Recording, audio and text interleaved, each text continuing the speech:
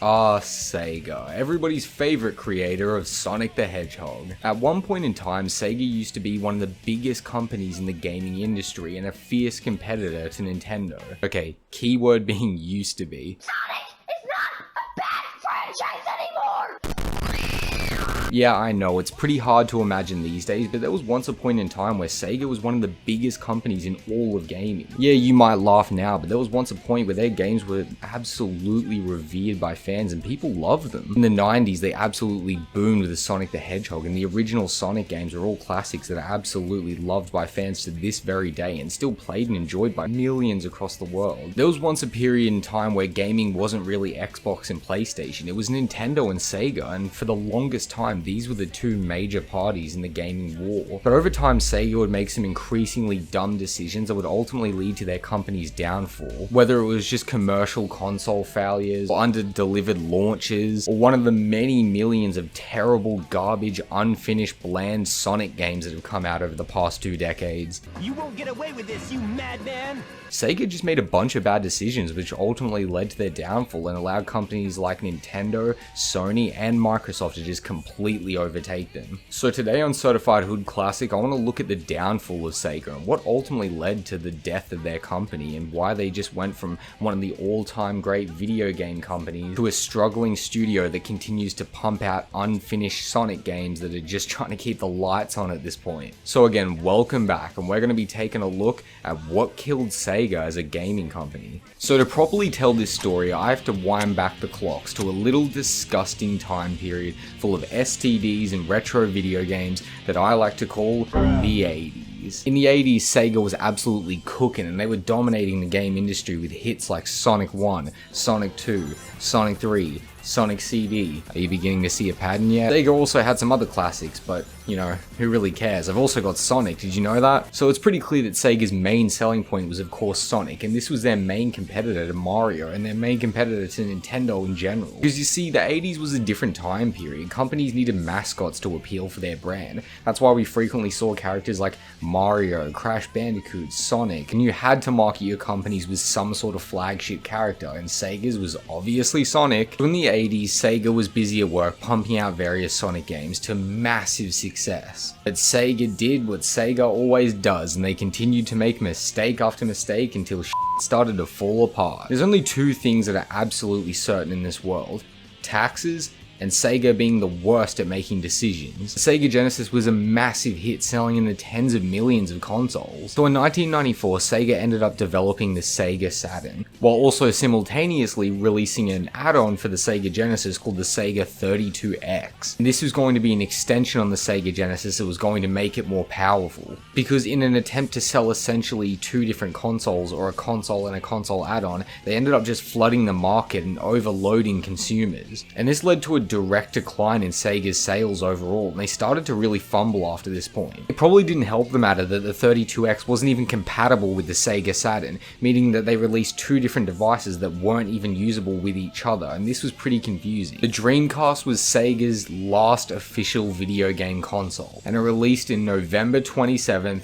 1998, and it quickly sold all 150,000 of its units at the time, quickly being a massive hit. It didn't have a ton of games, and it just didn't have a ton of developer support, leading to the console declining in sales. And this console was also relatively ahead of its time too, for what it's worth, because it actually had a modem and its first ever online support. So technically this console was innovative, but that really didn't help the fact that it still got steamrolled by the GameCube and the Sony PlayStation 2. Sega officially stopped production of the Dreamcast in 2001, also the same year I was born, shout out, and despite the console's short success, there's still a massive library of games that people still love, and they're mostly Sonic related. Only a couple of years after launch, the console was officially dead, and this was Sega's last ever video game console. So it's pretty clear that Sega ended up falling flat on their face. But if you think Sega's gonna go out with a fight, then you don't know what these guys are capable of. Ever since they stopped producing consoles in 2001, Sega has been absolutely dragging the Sonic IP through the dirt. Now look, they went through a pretty rough string of games. That doesn't mean it's all been bad. There's been a few diamonds in the rough, but for the most part, Sega has been putting out pretty mediocre Sonic games for the past 2 decades. It's gotten so bad that it has literally become a meme at this point that Sega team can't get their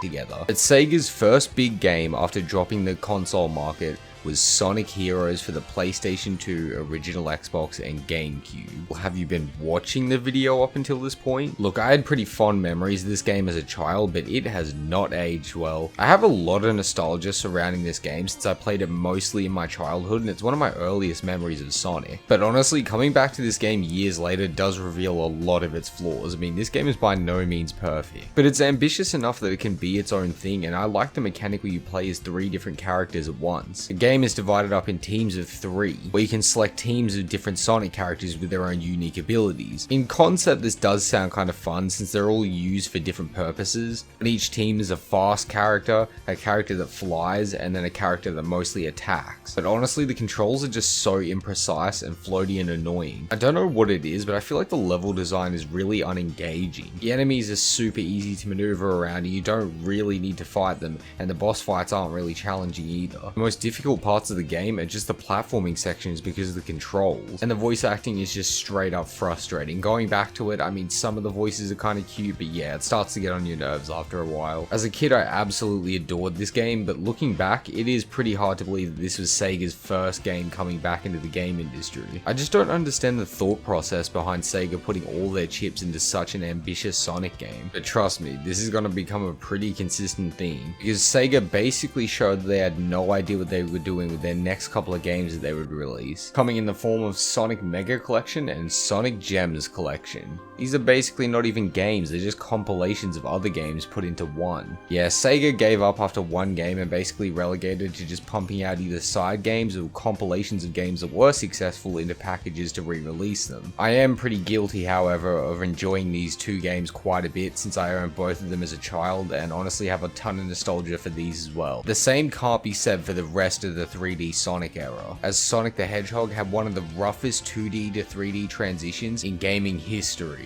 One of the most notorious Sonic games of this era not even being a Sonic game, but rather a game about Shadow the Hedgehog. Wow, a much more dark and evil Sonic that swears and uses guns. I wonder how this will go down, Sega. Okay, how's about a little bit of a joke? What do you call a company that's been desperately milking its most marquee franchise for the past 2.5 decades to varying degrees of success, throwing literally any game at a wall to see what will stick on any console, even going as far as to making their main character use guns and swear in a desperate attempt to save money? Come on, what do you think the punchline's gonna be? Yeah, it's safe to say Shadow the Hedgehog was a pretty confusing release in an already convoluted franchise that you could tell was struggling. Like, again, I had a ton of nostalgia for this game. As a kid, I absolutely loved it. But like, this is 150% undoubtedly one of those experiences where you go back to something a couple of years later and it's way worse than you remember. Like, believe me, as a kid, I was so confused as to why Shadow was just capping Sonic with a gun at the start of this. But look, my dumb child brain saw motorbikes and guns and Sonic and just thought this was so cool. But oh my god, this game has aged horribly. Like a morality system in a Sonic game? Like, I know it's dumb to be questioning the logic in a game about a hedgehog who carries guns around, but like, why are you so existential? Who did this to you? Sorry, I forgot what video we were watching. But after Shadow the Hedgehog, things didn't really get much better. Sega kinda stumbled along the way and didn't really know what games to produce next. In my opinion, this is kinda what contributed to why they had such a hard fall from grace. And look, I know Sega didn't exactly want to rely off of the nostalgia of all of their previous games, you know,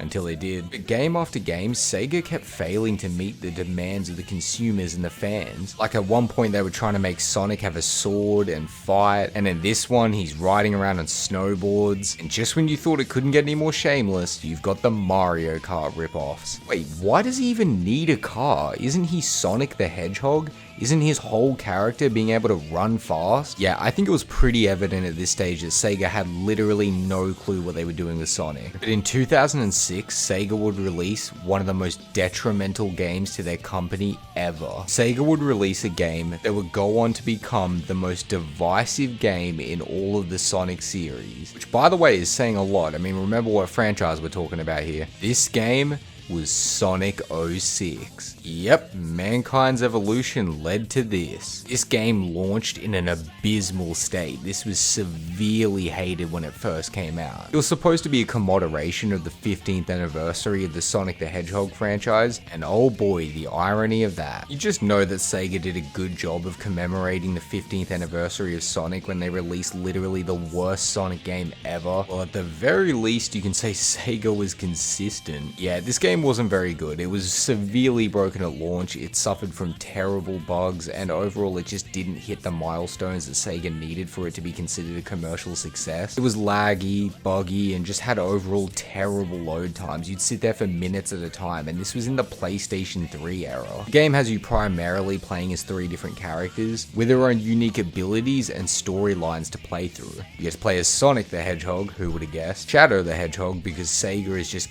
incapable of learning from previous mistakes, and Silver the Hedgehog, everybody's favorite. Okay, but literally, who even are you? But apart from the game's bugginess, terrible load times, and overall unpolished state, it also had a terrible story. Because like, come on, it's Sega, we can't have anything nice. Yeah, this game had a pretty dumb and convoluted plot, and Sonic's stories are never really known for being super complex, but this one was especially bad. The story basically saw Sonic fall in love with a human. Yeah, honestly, I could just end the sentence there, because I mean, that's about as dumb as you could possibly write a Sonic story. For whatever reason, this game saw Sonic falling in love with a human, and it was one of the most unnatural and poorly written subplots in a game ever. It had terrible dialogue, and it was weirdly acted, and the voice acting is just never really good in Sonic games, but here it was just plain especially bad, amounting to what might be one of the worst Sonic games ever. And not even bad in like a technical way, but just ways that I don't want to explain. Sonic 06 severely tanked in sales and put a massive stain on Sega's